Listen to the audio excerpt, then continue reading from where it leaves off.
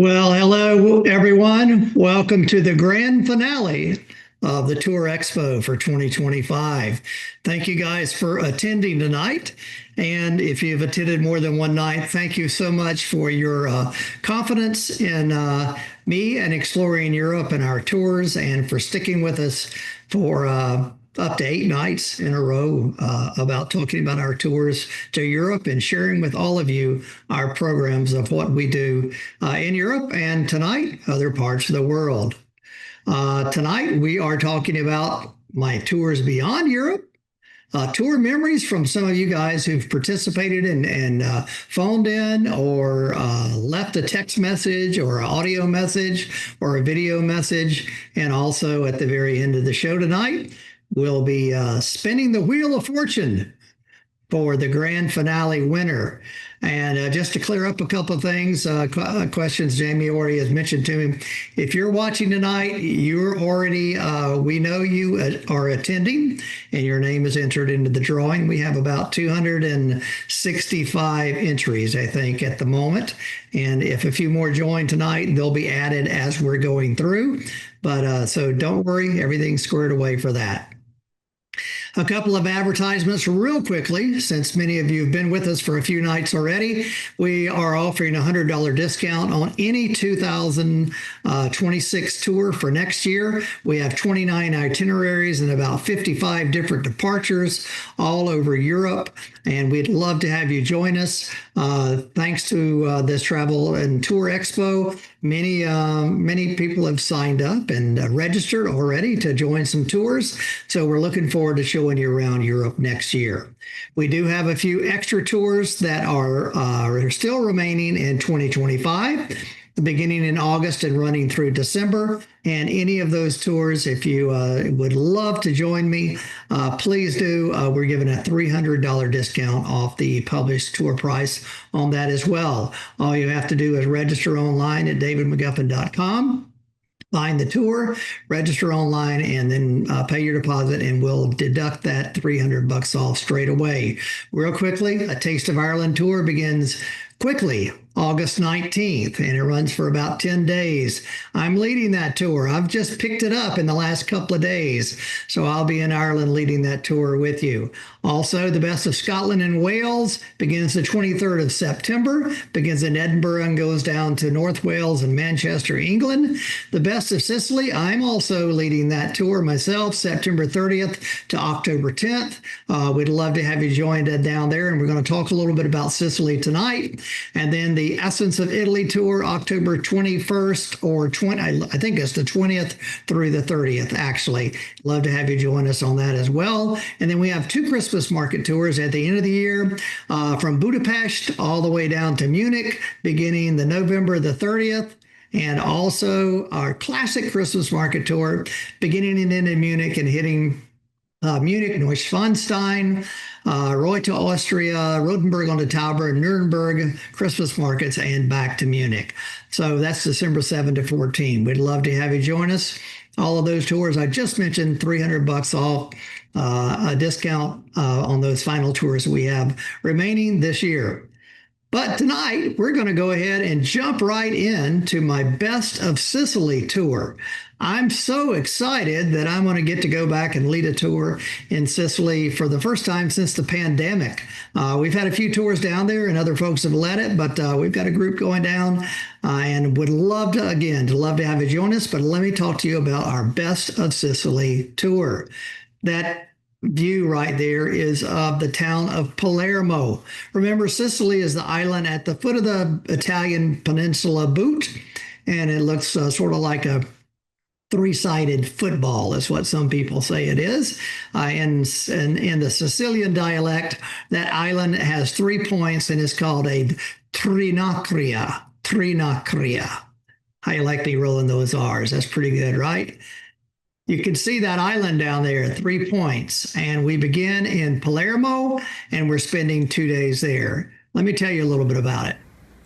Hey, David McGuffin here in Palermo, Italy. Sicily is the island right below the foot of Italy, and we're here in February. Beautiful weather, having a blast, getting ready to start a little tour, 8 days going around the island. Your adventure starts right here with David McGuffin's Exploring Europe. So Palermo is a wonderful city, and we kick that off with a little walking tour through the city center and then a dinner. This is one of the dinners we've had, and this particular type of cake called the cassata cake is like eating a hunk of sugar. All of those fruits are covered with sugar and everything else. So for me, who doesn't like sweets, I can eat one or two bites of it, but many people love it, say there's nothing like a cassata cake in Sicily. This is the main cathedral downtown in Palermo, a beautiful place. Palermo is a very walkable city. It's got a wonderful market outside, but this church and the cloisters in the church are just fantastic in this great Gothic style. And up the hill from Palermo is a town called Montreal, the Royal Mountain, and it has a very famous pilgrimage church on top. You can kind of see the outside and inside there, and we'll go up there on the second day, the second morning, to experience that and the broad sweeping vistas over the city of Palermo all the way out to the Tyrrhenian Sea in between Italy, the peninsula of Italy, and there. Again, another look at Palermo Montreal Cathedral. Just some of the delicacies in Palermo. You know, we're on an island. Sorry, we're on an island here, and there's a lot of fish, but the fish is always good. It comes in fried forms, and then you can go to any market in any of these harbor towns and pick up your own fresh fish if you had a kitchen to cook them. They're live, looking at you and squirting water at you. They're so fresh. From there, in Palermo, after 2 days in Palermo, we leave and go to the far western cape called of the island and to the region of Trapani. And Trapani is famous for a hilltop town called Erice and a big fishing village. Now, these are some of the vistas on the drive to Trapani, to the town of Trapani. And it's just, you have broad sweeping vistas out that just on the crystal clear blue sea is just amazing. And then you wouldn't think it, but in Sicily, there are more intact Greek temples dating from the 4th and 3rd century BC than there are in Greece, for real. This is, and we'll stop by this Segesta Greek temple here, right out in the middle of nowhere, and you see it is, the structure that is very well intact. It's a little bit off the tourist path, so not so many people go out there to see it, and it's just a wonderful countryside, and you can see grand Greek temples there. From Segesta, we go to the hilltop village of Erice. Erice, you see this castle up on the left-hand side, and you all see the sweeping vistas that I was describing as well, looking over to that other point to the north of the island of Sicily. Let me tell you a little bit. Hey, David McGuffin here on the far western end of Sicily at the little hilltop town of Erice, 750 meters above the sea, which you can see in the background. This is just an amazing place. You're not going to get a big group tour up here, I can guarantee you that. We're standing on the ramparts of a Norman castle dating back to the 10th, 11th century, looking out to the Mediterranean Sea from the village of Erice here in western Sicily. Your adventure starts right here with David McGuffin's Exploring Europe. And from Erice, we come down the hill to the neighboring harbor town called Trapani. And we are staying in the town of Trapani for 2 nights. And these are just some of the seaside fishermen villages scenes in that.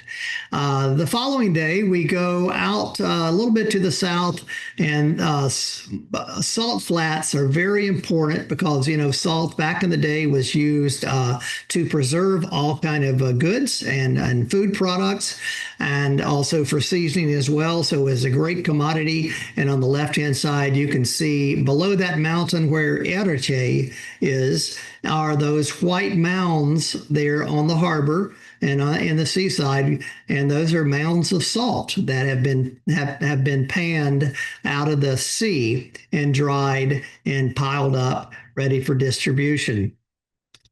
Um, on the right hand side here, you can see some windmills as well, which are used to power pumps that would drain the water out of these big pans, salt pans that were the size of 20 football fields.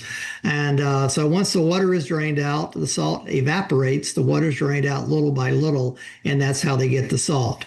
Then we'll go to this island called Molsea, which is on the left-hand side. It's just a little about 2 miles off the coast, and and then we'll learn about another culture that dominated this area called the Phoenicians, which predated those Greeks by about 3 or 4 centuries. So all the way back to the 6000 BC or so. So that's what we're doing those 2 nights that we're staying in Trapani. From there, we go around the corner on the south side of the island and we visit Agrigento. Agrigento is known for the Valley of the Temples. Again, the Greeks settled here. The island is just so strategically placed in the Mediterranean Sea that about 5 or 6 different cultures and civilizations have dominated this island over the years. And so the Greeks were here, and so we go and see the Valley of the Temples in Agrigento. Hey, David McGuffin here. Today we're at the Valley of the Temples near Agrigento, Sicily, and this is an area of 6th, 5th, and 4th century temples, Greek temples, some of the most well-preserved temples in all the world. As a matter of fact, one of 3 here behind me is one of the 3rd best preserved temples in all the world. We're here in Agrigento at the Valley of the Greek Temples.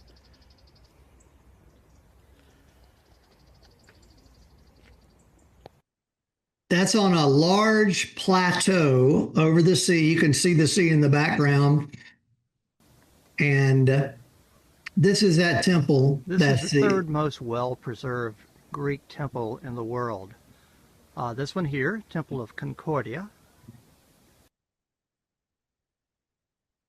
And it is just amazing. You can see even the insides are still intact. The only thing that's missing is really a roof.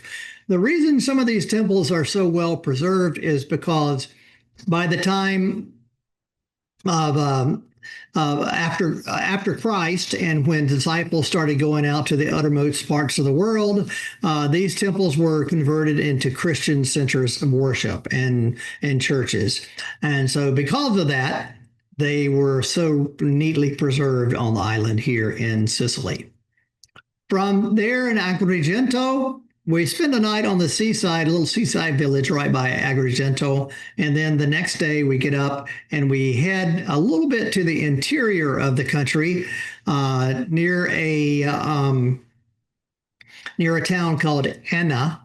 And Enna actually means belly button or navel, actually. So the middle of the whole island, you can see where that red arrow is there. And we visit a Villa Romana del Casale. And it is, let me tell you a little bit about it and I'll expound upon it. Hey, I'm touring a Villa Casale. It's a 3rd or 4th century AD Roman villa, complete with its own baths, houses, and everything. It's been buried for centuries and was discovered early in the 20th century and unearthed, and it's loaded with tons of mosaics that are in situ. Very amazing. Villa Casale. So you can see on the right-hand side, there's some of those mosaics, and those are small little pieces of colored tile. The color has been baked into these tiles. They're broken up and put in to form the floors of this villa of a very rich Roman nobleman, for sure. This on the right of the ladies in the bikinis are some of the most famous ones in all the world, because it shows that, the Romans really invented the bikinis, not us in the 1960s. So there you go. From the second and third century AD, bikinis were very popular. And from there, we head over to Syracuse, which is on the far southeastern tip of the island. And we're going to stay in the town of Syracuse, but on a small little island right beyond that called Ortigia. It's only an island because it's connected there's a waterway that goes between it. So there's a bridge of about maybe 100 yards long that connects that island. But a very Baroque city center, historic city center that has popped up when the Roman times, but especially during the Baroque era, the 16 and 1700s as well. There's a market here in Ortigia Island that is open every morning where the locals go down and purchase everything they need. So there's not a grocery store that you go to, but you go to this market. So you can get fresh cut meat, you can get fresh fish, vegetables, fruit, you name it.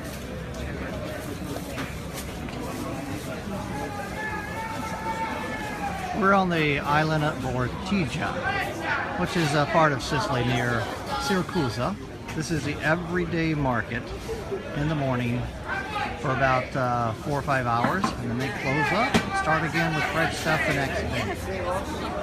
This is where you go and buy anything from clothes, fruits, vegetables, meats, and of course fish.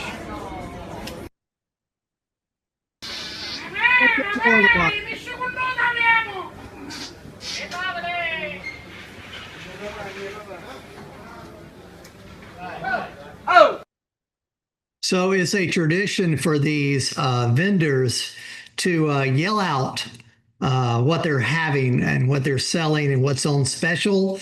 And you'll hear that all over the market, one trying to outdo the other to bring in customers.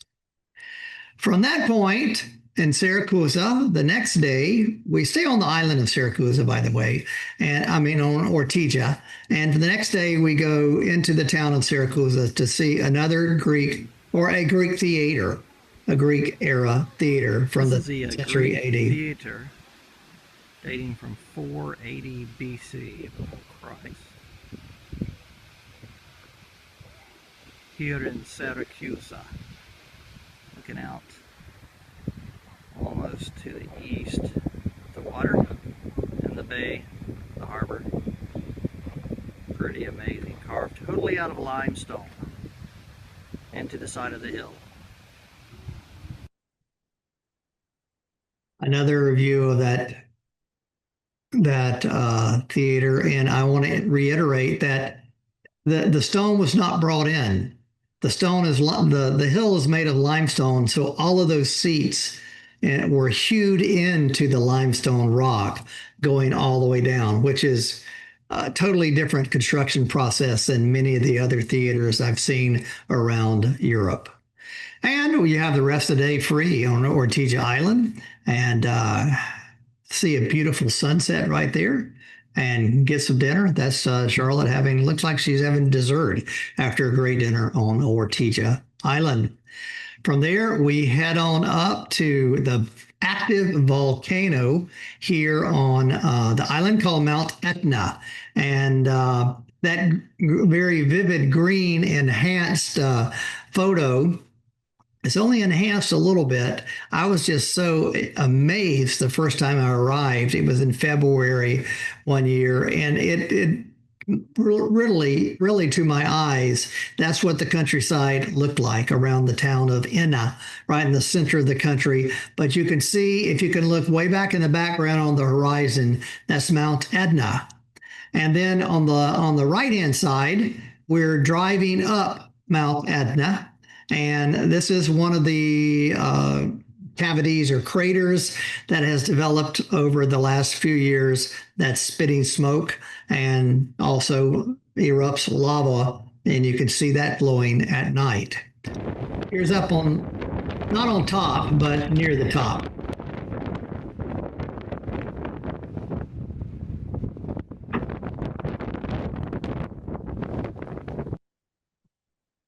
but we'll go up there and we'll spend an hour or two getting there, getting out, looking around, maybe walking around one of the craters because there's many craters up there, and just seeing what it's like to look down into the bowels of an active volcano. From there, we go to Taormina, and it's again right there on the other tip, closest to the peninsula, so the northern tip of the Trinakria. And it's a great resort city. You can see me with two ladies on a trip from past years. That's Ramona and Katie, looking out from standing up there. And often many of the hotels have pools as well. And there's, as you can see back behind Ramona, Katie, and I, there are plenty of beaches as well. Depending on the weather, you can take advantage of that. There's another theater here. The Greek theater here in Taormina was first constructed by the Greeks in the 3rd century BC.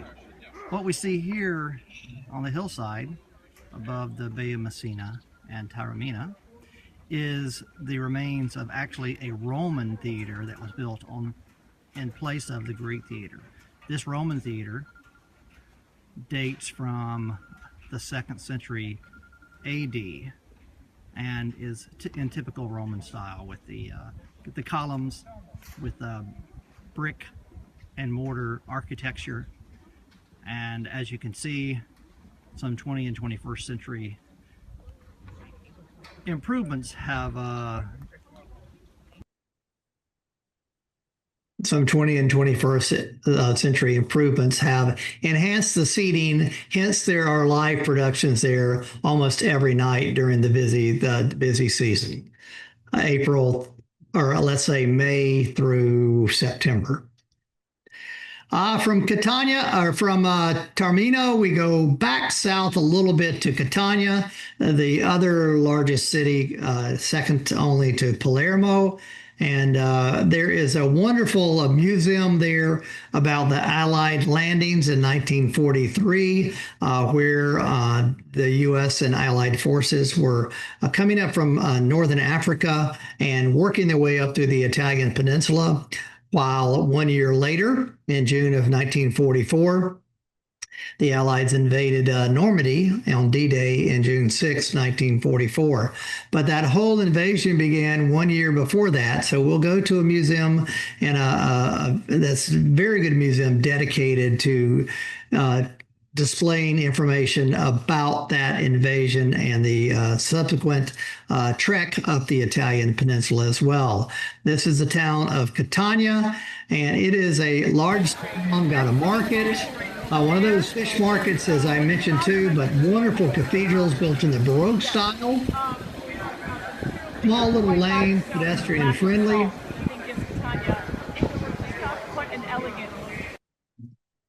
And from there, we end up having a wonderful farewell dinner.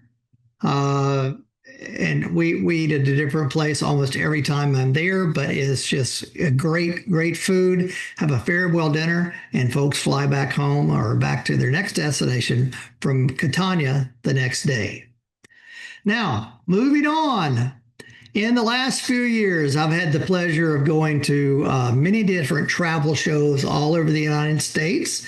I think we've been doing this almost 10 years now. So we've made connections not only with many of you who've met us in Chicago or Phoenix or Denver or Dallas or whatever, and decided to give us a try and travel with us. But we've also met many friends who are tour operators like ourselves in different continents. And with that, we have developed some very good friendships and relations and traveled with each other on to those different continents. So I've just said, boy, I'm not getting any younger. And a lot of you guys who've been traveling with us may be looking for a different venue outside of Europe. So we have a couple for you.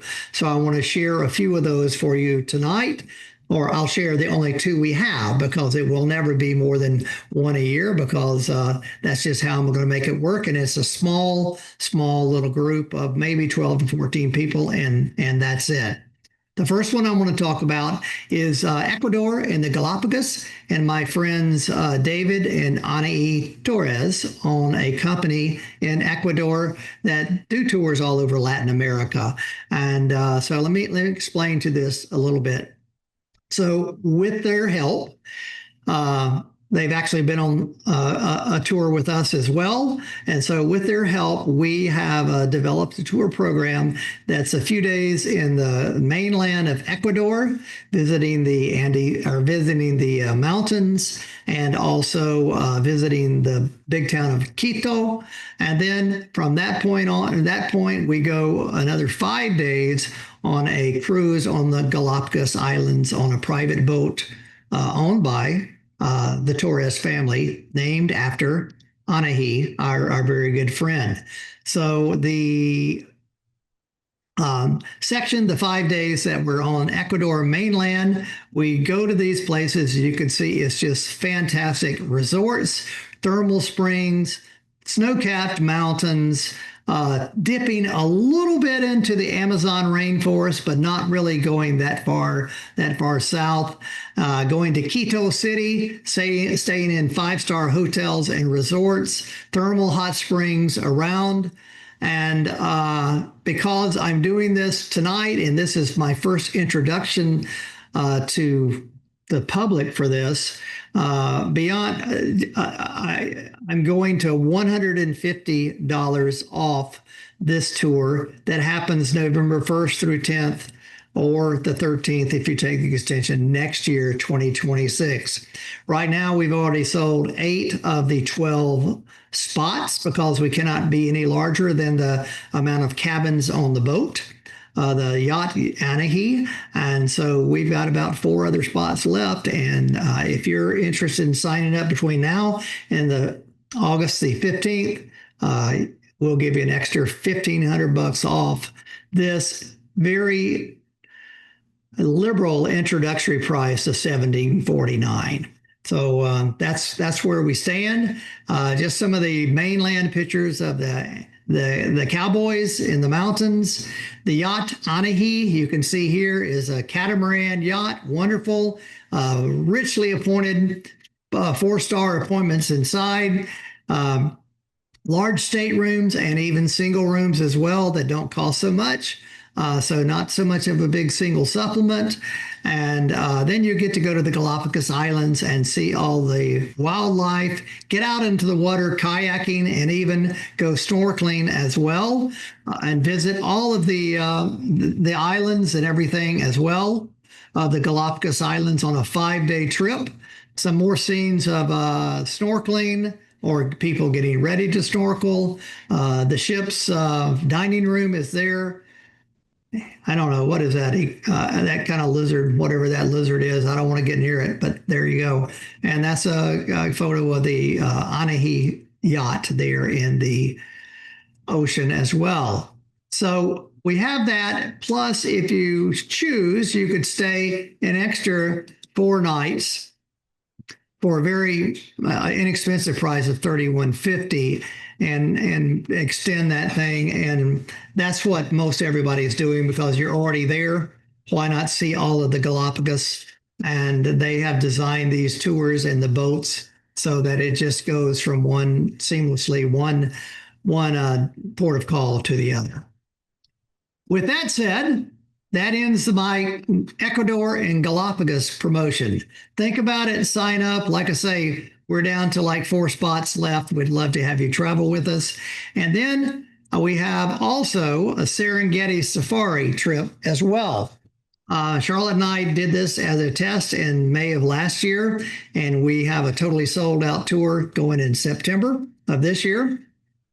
And actually, it's not September, it's next month, in August next month.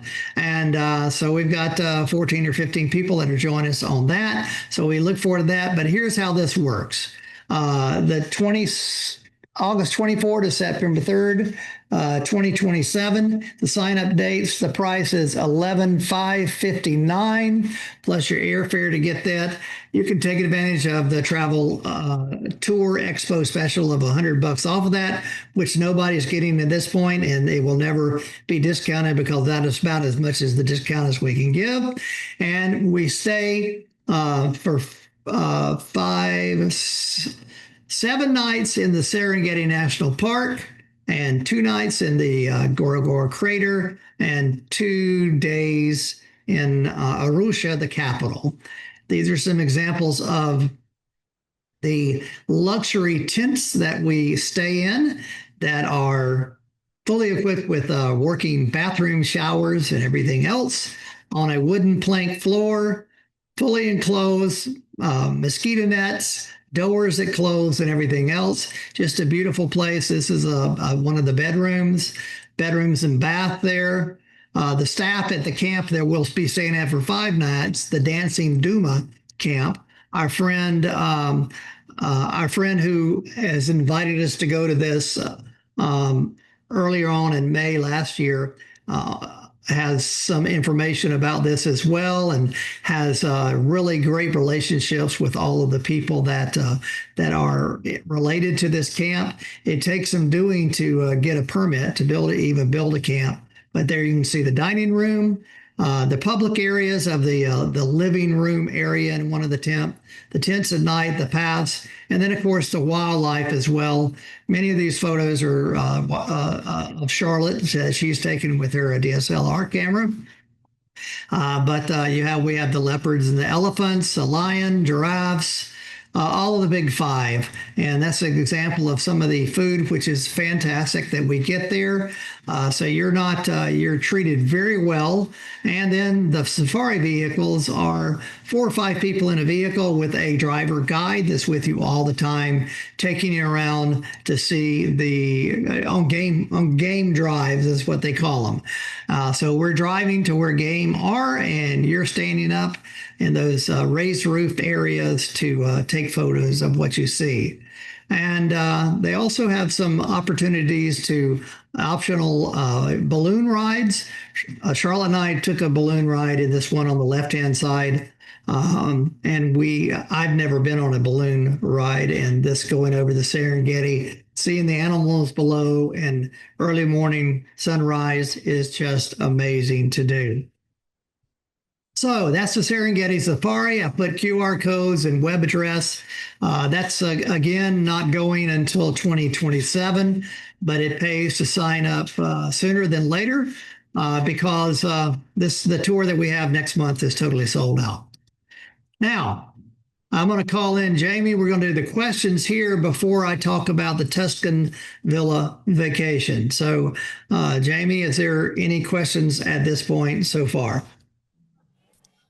No questions as of right now. I just got kicked off. So, okay. Oh, wait, one just got posted. So let me see. It says, while on the boat visiting the Galapagos Islands, will there be any time when we are allowed to take a swim while on the boat? Yes, you can, and and they provide mask fins and snorkels, and those wetsuits too come at a little extra charge. But I'm told that there's plenty of times to get into the water, whether you're swimming or kayaking. All right, and that was it. Okay. From that point, Jamie, we're going to go on to those people who sent in some accolades and comments about the tours that we participated in. And I think you're going to read this one from Michael Murphy. All right. Traveling to Ireland with David McGuffin's Exploring Europe was an unforgettable experience. From the charming villages to the breathtaking landscapes, every moment felt thoughtfully planned and rich with local culture. The food was the freshest I've ever had, simple, hearty, and incredibly flavorful. My favorite part of the trip was walking through Wicklow National Park, where the rolling green hills and quiet beauty made me feel completely connected to the land. It was truly a journey to remember. Okay. And then Michael's wife, Haley, says, "Hi, David. My students and I joined you on a Taste of Ireland tour during the summer of 2023. It was the most amazing trip I've ever taken. My most memorable experience was visiting the Wicklow Mountains. We had deer walk right next to us as we explored the area. The Cliffs of Moher was another favorite and definitely something our group of Middleburg's finest have never seen before. Your expertise and enthusiasm is what makes traveling with you the best decision we could make when exploring. Thanks for everything, Haley Murphy." And here's Frank recorded this comment. Good afternoon, Frank Costabile here. I did 2 trips with David McGuffin. My most memorable experience was the Tuscan Villa tour. I would say the town of Volterra is something that I'll always remember. The wine tasting, the quaintness of the town, the little shops, the eateries are all something that are incredible to see and a very memorable experience. Something that you can't do while sitting at home that you could do on tour for me was another thing that I'll never forget was sitting with my wife in Rome and having a Aperol spritz while looking at the Pantheon that was literally steps away. That was something very surreal and something that I think most people would enjoy doing. So thank you. If you're thinking about doing a trip with David McGuffin, I would highly recommend it. They're very educational, informative, and you have a lot of free time to do things on your own. So if you're thinking about it, do it, and don't wait. Take care. Well, See you soon. thank you, Frank. Sharon Roger writes, Ireland Scotland tour of 2011. We had a small family group with David, ground travel by van, which enabled us to see the sights up close. Stopping along the way to see whatever interests us or that David thought might be of interest to our itinerary. Favorite times were in the evening at pubs, immersing ourselves in authentic music, dancing, and stories by the locals. From the first hour of the tour, David listened to what our interests were, adjusted stops with group consensus. Variety of dinners at top of the line restaurants were spectacular. Our trip was so personal, fun-filled, and memorable that we will be leaving in a month for the tour of the Tuscan Villa vacation with David and Charlotte. Can't wait for that adventure to begin. And then Susan McInerney, she has a recording here. Let me pull that up and play it for you. 12 countries. My travel groups have been as large as a marching band and as small as 3 people, including myself. What sets David apart is his attention to detail. He will never take you to a place that he hasn't visited and researched. Always know I will have a great time. I sometimes joke and say the only thing I need to worry about with David's tours is getting to the airport on time. David takes care of everything else. It will be really difficult to pick just one experience to highlight, so I'll try to pick several things that I could never do at home. Number 1, I could never hike in a pasture in Dingle, Ireland, and have a picnic and be serenaded by David. Number 2, drive all the way up to Giant's Causeway in Northern Ireland when no one else was there. Number 3, get kicked off a subway that shut down in the middle of Paris, I think. Number 4, hike down from the castle in Portugal during a huge festival. Number 5, stand in a concentration camp in Germany on Easter Sunday. Number 6, hanging out on the rock in the harbor at Vernazza in the Cinque Terre. And finally, traveling with my family, my 88-year-old mom and my niece, creating memories that will last a lifetime. You must go with David. He's the greatest. Thanks. Wow. Well, she's been on. You didn't hear the first part. 22 trips. She said she was on. She was on earlier this week, or maybe last week, talking about our trips to Ireland. Next one, Bailey Carroll. I think I'm going to read this one here. Bailey says, I've been on two tours with David, once to Ireland and once to Germany. Both of these trips were literally unforgettable experiences that I have cherished for years. While in Ireland, I got the opportunity to ride a horse on the beach, a once in a lifetime opportunity that was so fun and unique. While in Germany, I'll never forget visiting various castles with my parents at Christmas time, which is my mother's favorite holiday. This was a really special memory with my parents, and we talk about it often. I'm really grateful for my experiences with David McGuffin's tours, and I look forward to traveling again in the future. Bailey Carroll.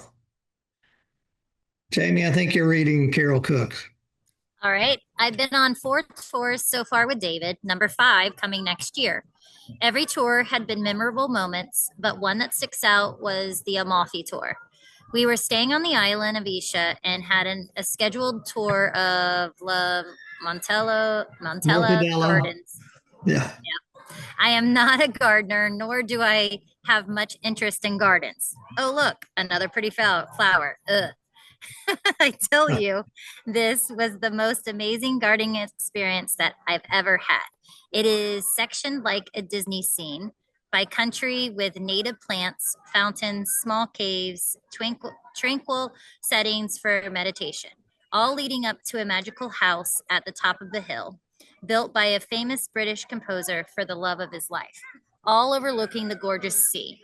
I would go back just to experience La Montella all over again. The Amalfi Coast is amazing, and with David and Charlotte leading the way, the amazing experiences never end. Carol Ann Cook. Thank you, Jamie. Here's Vicky, Frank's wife from the previous. Hi, my name is Vicky, and I was on 2 of David McGuffin's Exploring Europe tours. One was the Essence of Italy, and one was the Tuscan Villa Vacation. Both tours were excellent and highly recommend both tours. But the best memory I have was probably when we were at the Tuscan Villa Vacation. It was the harvest time, and they were collecting all the grapes to make the wine. That day, all of the group, we went to a local market and bought all kinds of food and cheese and so forth, and had a barbecue and sat around the table laughing and drinking lots of wine, so much so that we were up till wee hours in the morning and ran out of wine. So the big joke that night was we ran out of wine at a winery. We were just having so much fun talking and reminiscing about our trip. It was a good way to end our trip in Tuscany. Not to mention the beautiful backdrop of the church of the hillside. I would highly recommend David's trips. They're definitely something not to be forgotten. Thanks, and hope to see you soon. Well, thank you, Vicky. Terry Hanna says she was on a couple of nights ago too, talking about Portugal. We've been on 2 fabulous tours to Tuscany and Portugal with Exploring Europe with David McGuffin, and can't wait for the next one. Thank you for these seamless European experiences. Now, Ellen's a woman of few words, but wonderful to travel with. Jamie? We had a great time in Italy with David. Probably the wine tasting of Altera was the highlight. There you go. Lynn Kelly. I'm reading Lynn. Lynn and Tom have been friends for us for a long, long time. Lynn says, Tom and I have been on several trips with Mr. David McGuffin. I can honestly say that the food that he chooses is always amazing. Bus transportation with the driver, Peter, was always fun. Never stayed in a place that was not top notch. We have got to go to so many places we would never have thought possible. I think the most beautiful trip was to Switzerland. It was stunning. We had the most breathtaking views. I would travel with him anytime and hope to get to go again. Thanks for the great memories. Lynn Kelly. Hey, Lynn, also, I ran into you coming home just the last time too, you and Tom as well. So at the airport. So good to see you then as well. And Leanne Rassler, a good friend here. Hi, I'm Leanne Rassler, and I'm joining you from the St. Johns River in Jacksonville, Florida. And I just wanted to tell you how much I really enjoy going on trips with David and Charlotte McGuffin. I have been on 2 trips with Exploring Europe with David McGuffin, first in 2017 and then in 2022. Both times I went on the Christmas market tours. The first time was to the Christmas markets of Germany and Austria. And then the last one was to France, Germany, and Italy. And I just had the best time of my life, and it truly puts you in the mood for Christmas, just watching the snowfall, enjoying all the amazing food, and of course, just the friendships that you build on these small group tours. What stands them apart is just that attention to detail and how much you really get to know each other, and we get to go to amazing restaurants. They are the best. They are not just restaurants that you find and go to, but they are David's favorites. And I can tell you some of the best meals I have ever had have been on these trips. I'll also tell you that it's just great to be able to have everything included and stay in really nice places. You don't have to worry about looking for euros or other types of currencies to pay to get into museums or different places. When David takes you there, it's taken care of. You just line up and go in and have an amazing time. He also has special events that you wouldn't normally, get on another tour.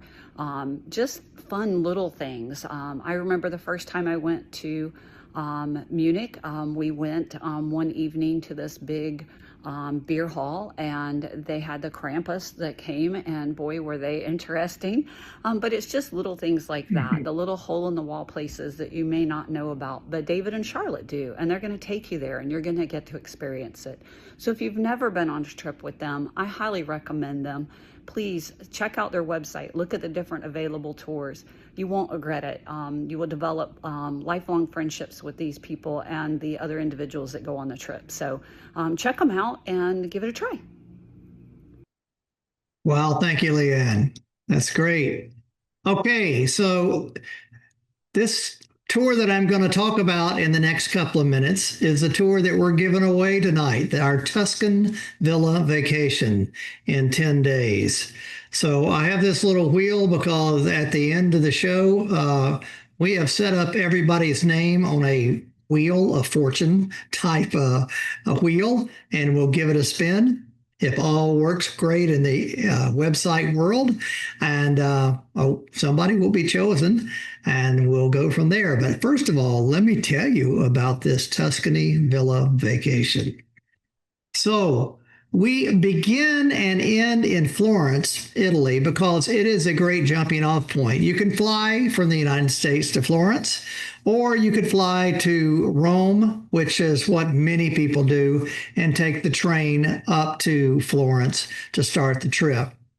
But where we're staying is out a ways from Florence, so Florence just makes a good jumping off point.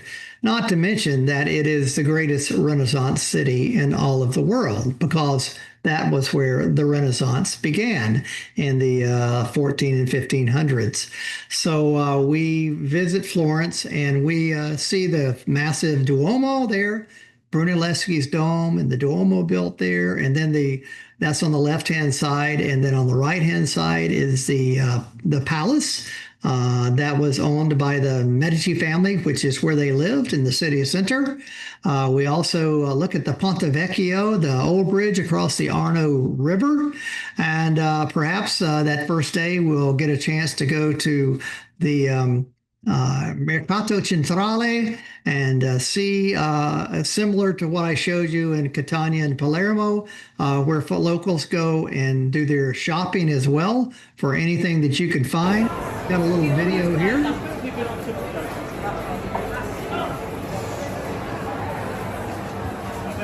This is an indoor. Hey, David McGuffin here from the Mercato Centrale right here in Florence, Italy. This market is loaded with the real stuff, from fish to beef to vegetables, you name it. Just a quick view around the Mercato Centrale. And And from that, we get together usually on the other side of the Arno called the Ultra Arno. And we have a great dinner together. This is our most recent villa tour with totally filled up with maybe 10 or 12 people that fill all the rooms. And so we have a great dinner there at our famous or at our favorite restaurant, or my favorite restaurant, Angolino. And then we walk back across the Arno River. You can see that in that, and go to bed. The next morning we get up and we head out into the Tuscany countryside, heading south into the Chianti region. First stop is the American Cemetery in Florence.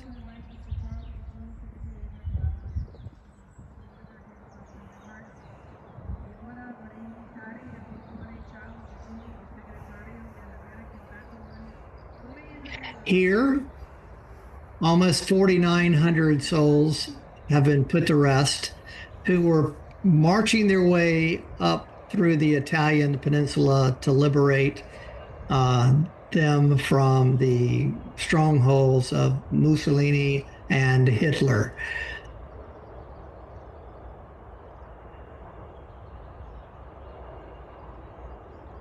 This all happened prior to June 1944. So the Allied plan was for everyone to converge on Germany and Austria at that time. We also visit Chianti, Greve, a town called Greve in the Chianti Classico region. A nice little town, often has a market square on a Saturday that is open to everyone to go in. And then we go to probably the most famous meat shop in all of Tuscany and have some cold cuts and sandwiches of mostly pork. So if you're a vegetarian, we'll get you a salad from next door. But they're wonderful, wonderful sandwiches there.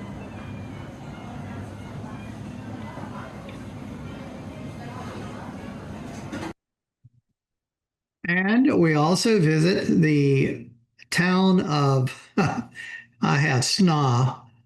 It should be San Gimignano, a misspelling there on here.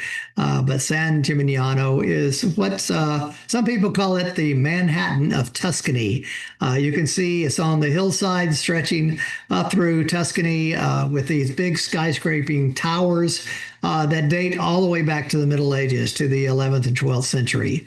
And it's just a beautiful little town square, totally pedestrian within the walls, with this big town square right here that's showing on the right-hand side, and these broad sweeping vistas all over the Tuscan countryside that are planted with the grapes that produce those famous grapes that produce the Vernaccia de San Gimignano, Vernaccia wine. Hi, David McGuffin here, 3 days into my Tuscan Villa Experience tour. We're in Volterra, Italy, at a Italian villa called Agriturismo Marcampo, sunsetting here in the west. Just wanted to share with you what a great experience we're having. There's 12 people in the group. We've rented out the whole place for a week for 7 nights, plus a night in Florence.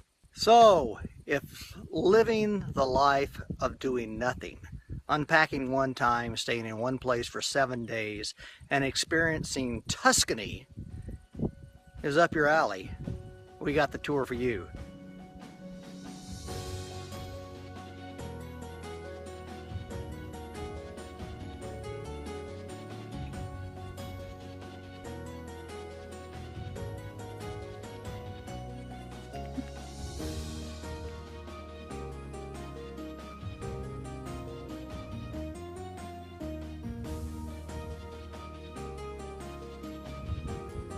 Hey, your adventure starts right here with David McGuffin's Exploring Europe.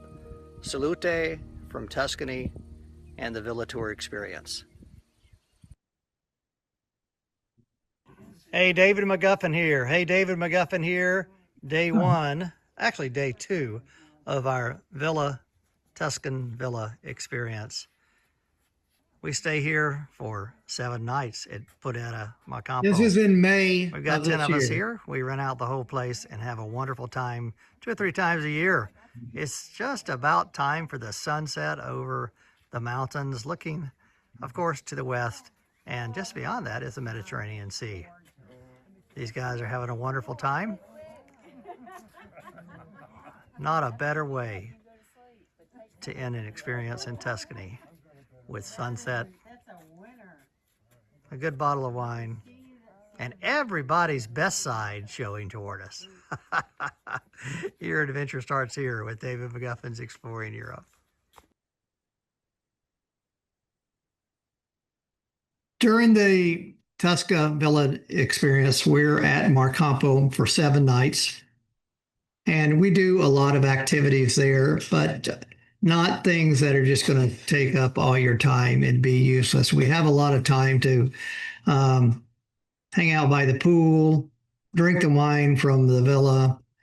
We have a cooking class that's available, and most everybody always participates in that, where you join Claudia Del Duca, her mom Ivana, and some other helpers to produce a 5-star, 5-course meal right there, and you take care of everything, and you come back home with the recipe book.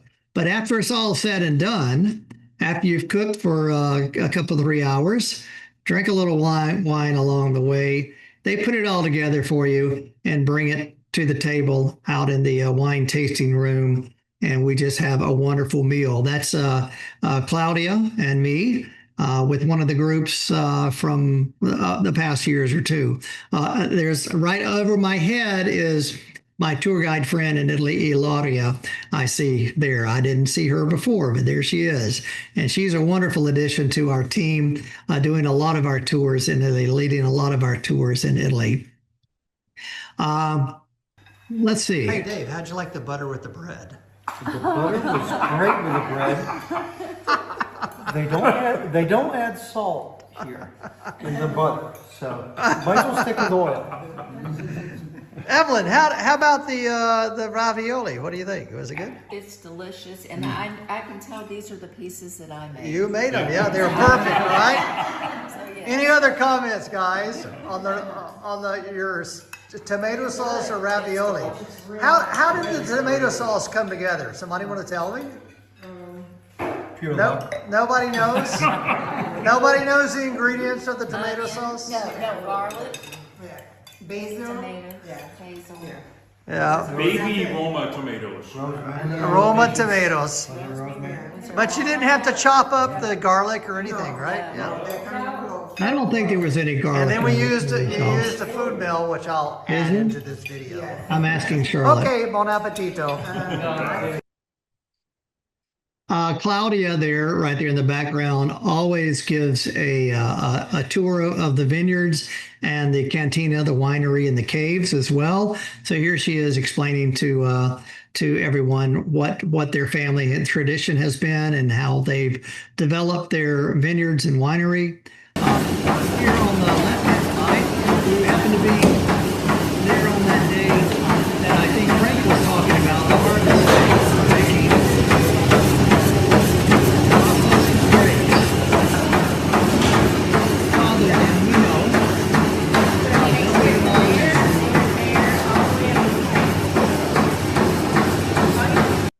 It's a busy day on harvest day. It's called a vendemmia. And after they spend the day working in the cantina and the grapes and the vineyards, they have a huge party. And boy, it lasts a long time. There we are sitting around enjoying some of the free time in the Marcampo Village Villa, wine tours, and of course, the very different varieties of wine that they sell from their cantina. This is Frank and Vicky and some of the other groups they talk about. We got together, assembled our own meal, cooked our own stuff, and we had a feast right there that night as well. That's Frank and Vicky on the left-hand side at the grill, it looks like. And the Tuscan Villa Vacation. That's the villa Marcampo just there, and my favorite wine from there called the Giusto alla Bolse. I enjoy sitting right here with my Campari spritz and my journal and just contemplating on what we've done for the day and writing it down for who knows who to read back in the in the future. I don't know. Nobody can read my stick and scratch, but I enjoy doing it. The town of Volterra is nearby as well. It's only about 10 minutes away, and it's a wonderful Etruscan and Tuscan town, loaded with quaint streets, pedestrian friendly, no cars in the streets at all, small little lanes. And we go to Volterra on the Villa tour. We also on our Best of Italy and our Essence of Italy tour as well.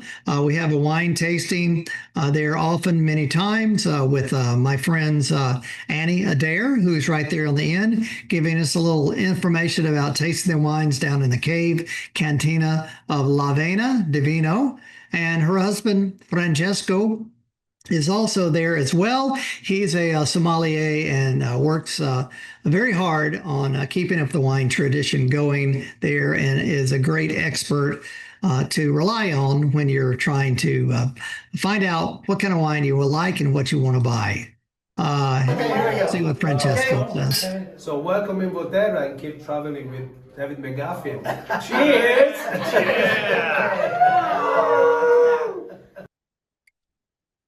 And Annie is also the local expert on touring. So she's our local guide there and gives us about a 2-hour walking tour of Volterra to see the scenes of the city.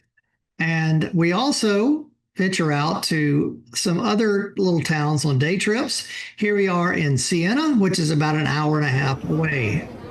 Hey, David McGuffin here. We are in Siena, as maybe you could tell, at Pompo, the wonderful tower right here, the main square of the piazza, 17 Contrata, and we didn't really plan on spending 3 hours here eating and drinking. It's been wonderful. Right? Wonderful. But my friends, New friends. they twisted my arm to make us stay here. That's right. So we had some spritz. Show me that twisted arm again. They twisted my arm. We had some spritz, and we Several had some vino, and a great wine. So what do you guys think about Siena? Oh, it's wonderful. It's been a wonderful visit, and enjoyed seeing all the sights, and enjoyed being together and talking and sharing with our new friends. Wonderful. Yeah. And as typical, I've done the whole tour of Siena with everyone, but by the time we get here, no one remembers anything we experienced, Of course not. or what the Duomo was, or San Domenico, or anything. But we surely enjoyed all the spritz, So salute with almost totally empty glasses. Your adventure starts right here with David McGuffin's Exploring Europe. In Charlotte.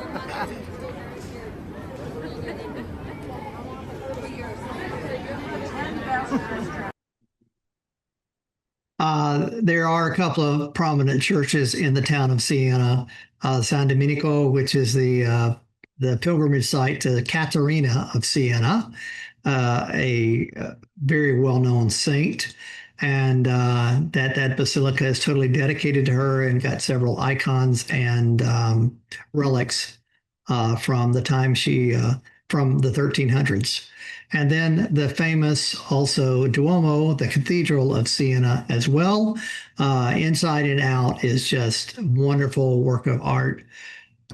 I think I have just a small video of the mosaics on the floor and looking up into the altar by Michelangelo and the opulent columns and ceiling above.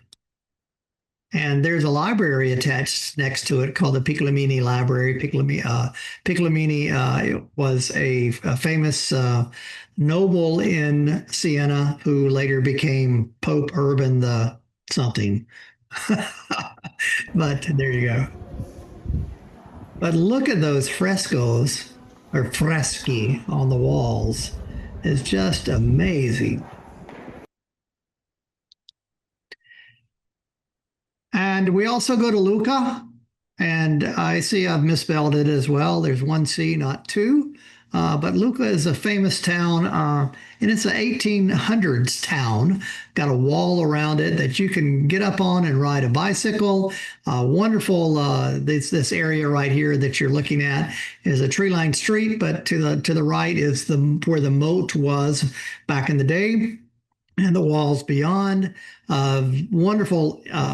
A piazza in the middle called the Piazza di Anfiteatro, and it's shaped like a amphitheater, or like we would call a coliseum.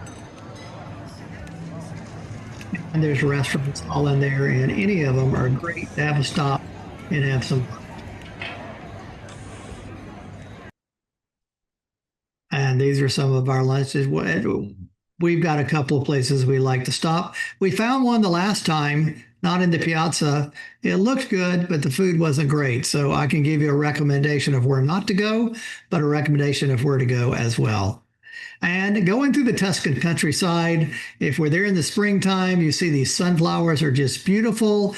The vineyards are all blooming and coming out. The grapes are just getting on the vines. And sorry.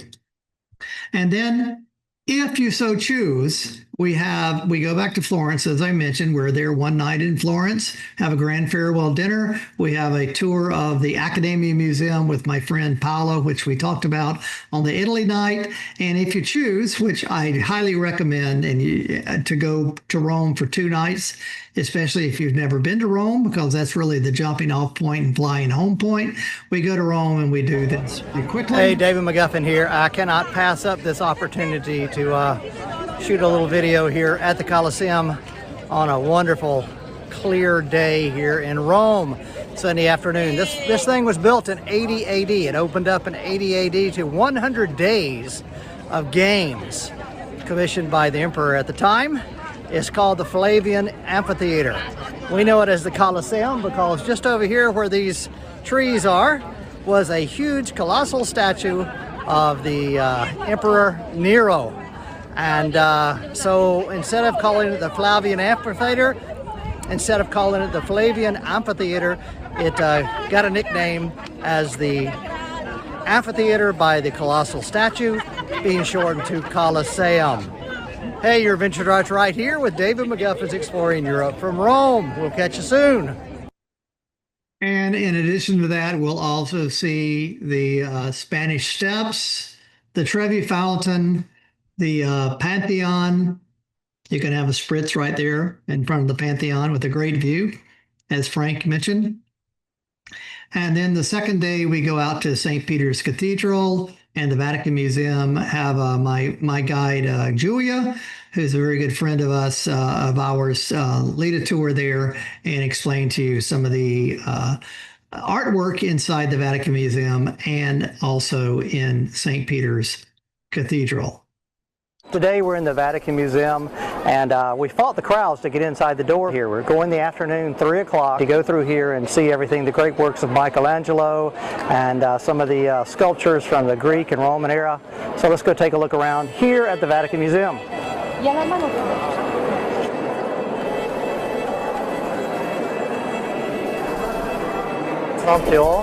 And a trick on the eye. So all of this is painted on a flat surface, but it looks three-dimensional. Raphael snuck in there and looked at what Michelangelo was doing and was just like floored at how beautiful it was. So after he had seen Michelangelo in the Sistine Chapel, he went in there and put on his fresco Michelangelo in here as well in honor of him. And this is Michelangelo here brooding here in the foreground. Your adventure starts right here with David McGuffin's Exploring Europe. And that ends tonight's presentation of my tours final 2 tours to Italy and my exploring beyond Europe. I hope you found that entertaining and maybe educational and want to join us at some point. This ends our tour Expo 2025. Thank you guys for all being a part of it. Good night, everybody.